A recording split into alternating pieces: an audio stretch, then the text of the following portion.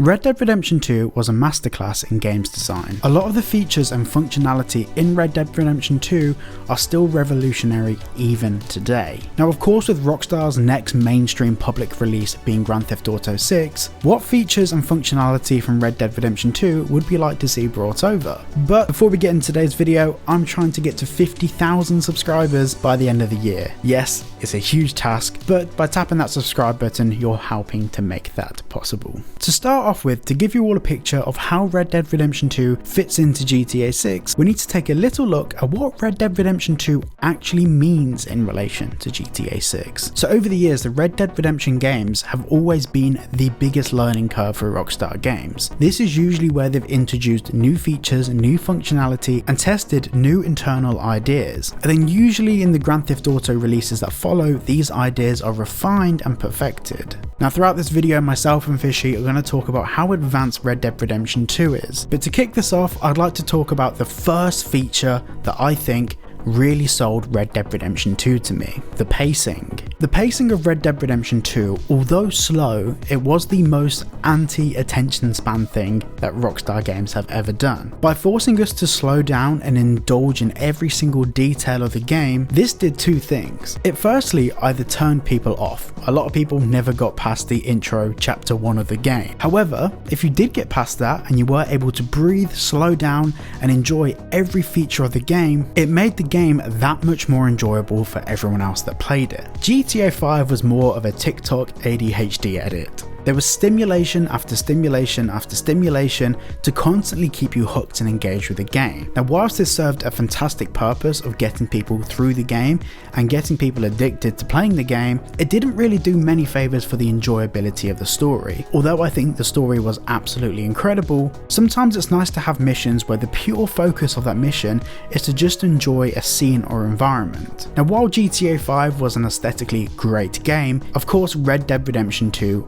was a marvel, and I'm hoping that we'll have some missions that slow us down throughout the game and allow us to enjoy certain areas of the map in the same way that Red Dead Redemption 2 did. Now I'm going to pass you over to Fizhy for the next point. Hi, my name's Fizhy. You may or may not know me for milking Red Dead Redemption 2 so dry the udder quite literally came off. If not, well, let's just say I like Red Dead Redemption 2 a lot and leave it at that. Does that qualify me to say what is good and bad for Rockstar Games going forwards?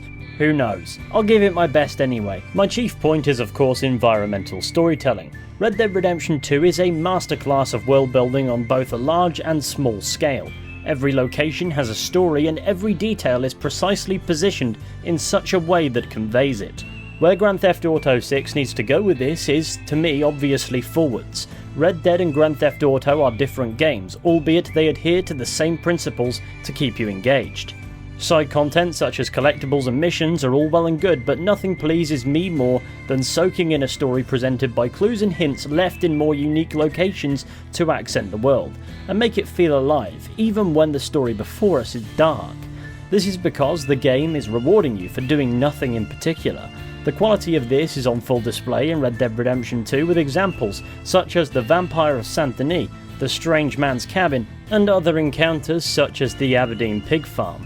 These experiences start off with you stumbling into something at first benign, and before long you realise you've happened upon something truly fascinating, whether that be a mystery, a simple Easter egg, or a story being told outside the traditional main storyline and complementary side missions.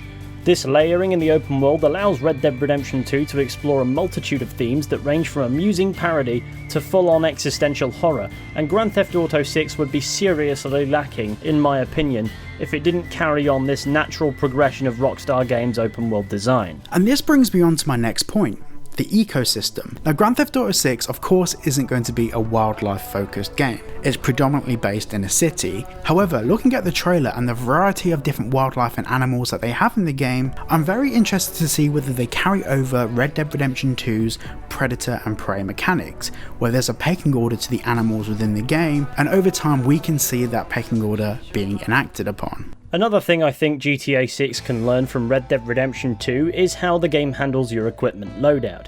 In GTA 5 and even Red Dead 1, you basically had every weapon in your inventory to access at any given point. In GTA 5 it is quite comedic to whip out a rocket launcher from your pocket and blast missiles at Michael's house. Stop firing rockets! Rackets at my house! But I do quite appreciate Red Dead Redemption 2's approach to organising your loadout by tethering your arsenal to your horse. This meant you could only carry a relatively reasonable amount of weaponry into any given encounter when dismounted, which could, in GTA 6, be tethered to your vehicle. I know it's a bit of a double-edged sword with this respect, and it wouldn't be effectively implemented in a way that would make much more sense, but this encouragement to be mindful of weaponry would make for a much more engaged third-person shooter experience if you could only carry so much when on foot, with the rest being in the boot of your car or in an arsenal or something, for you to switch around as and when you might need a different approach. Obviously, this would put a lot of emphasis on utilising your default vehicle, and indeed the ability to change your personal vehicle to something half decent that isn't present as a feature in GTA 5 would be a must. And unlike a horse that can reasonably take damage and heal as a living thing, cars are metal boxes that can get absolutely wrecked and they don't typically heal themselves, so how the logic would be applied to ensure the game remains fun is certainly a question to be asked, but I definitely think it's a neat approach to only be able to carry so much on foot. Now, leading on from the equipment and loadout, I think we should probably talk about things that we can buy. In Red Dead Redemption 2, we can buy things not only to customise our loadout, but also buy different items of clothing and different features for our horse. Now, whilst I don't think we're going to be having horses in GTA 6, I do believe we should be able to buy products that affect our special ability, our health, or just general quality of life purchases that we can make in the game. Whether that be new phones, different systems for our satellite navigation in the game. Obviously I'm reaching there, but you get the idea. Buying things with in-game currency that can actually improve the game itself for us as players. Now, there is one thing that Grand Theft Auto 6 could do with dialing back from Red Dead Redemption 2. Red Dead Redemption 2 is a rather heavy, if not at times clunky game where the weight of every step is to be felt. Movement therefore feels very bulky and not awfully nimble by design, and it works within the immersive context of the best cowboy game of all time, but I think Grand Theft Auto 6 needs to revert here to a much lighter feeling movement. Because of the existence of motor vehicles, it's going to naturally be a much faster paced game in general, so the immersion feature of that much weightiness would certainly feel somewhat out of place. I think some value can be taken from what that system necessitated, for instance, animations for picking things up while inspecting things and more. And that's more interesting than a bleep to signal something's been picked up or registered and no animation to go along with it. But while moving through the world, the last thing we need to be doing is fighting with the game in order to change direction, as I doubt GTA 6 will have the necessary context for that to make any kind of creative sense. Next, we need to talk about the living and breathing world. So in Red Dead Redemption 2, if you watch some of the NPCs, over time they have jobs, they build houses, they come home from work, they have a routine and a schedule. Based on a patent filed by Take-Two Interactive, it's very clear that Rockstar are definitely paying attention to NPC behaviour in the game. I'm not going to go into full detail about it in this video, but I have done a full video about this topic in the top right hand corner. Now, this next point will be a short one from me, but in shootouts I reckon a dead-eye time slowing ability would be out of place in GTA 6, as it's usually applied as a cop-out for less fluid shooting mechanics. It's present in GTA 5 with Michael DeSanta in particular, and even then nowhere near as present as in both Red Dead games, so perhaps this is a throwaway point. However, the point is I'd rather see genuine improvement in the shooting portion of the gameplay than any slowing down time abilities to help make the mechanics more bearable. Next, we have character customization. Now, whilst I think Red Dead Redemption 2 of course wasn't perfect in regard to character customization, it still set some really good foundations for GTA 6 to build off of. For example, in Red Dead Redemption 2, depending on the season, the time of the year, the weather and your location, you'll have to wear different clothes to avoid overheating. And this fit for purpose mentality also applies to horses. You'll need to keep them fed and groomed and looked after, which affects some of the mechanics within the game. Now, of course, like I said earlier, horses in GTA 6 I'm not so sure about, but this whole idea of building your character and building your environment is definitely something that needs to be taken over into GTA 6, whether it applies to your character, vehicles, whatever it might be. As a final point from me, Rockstar seems to have a thing for the cinematic camera.